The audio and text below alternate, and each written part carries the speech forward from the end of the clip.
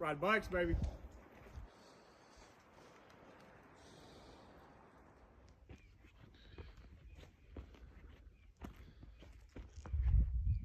So here's a section that was heavily damaged, and we were actually having to hike down here and around and back up the slope to get around these holes that have been cut in the trail.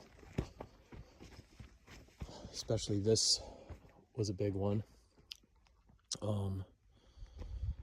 But for now, we've cut a new bench in the stabilized areas that I'm standing on that are outside of the erosion channels, and all the bench work, all that fill material, we've just casted into the drainage here, or this new erosion channel, which required really no extra work. We just tossed the material in knowing that the storm is going to flush it out in the future, so we didn't really spend a lot of time creating these little bridges between these erosion channels.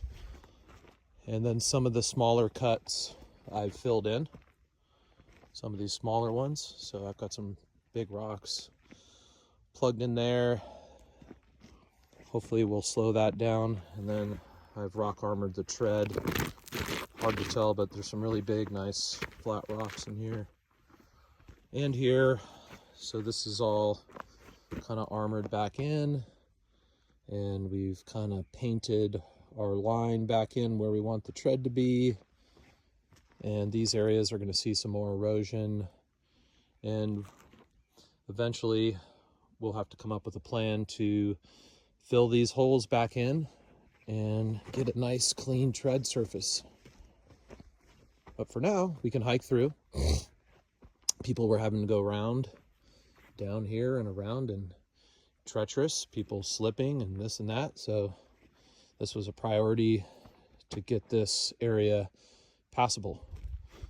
And frankly, we have all the really tricky spots are now a lot safer.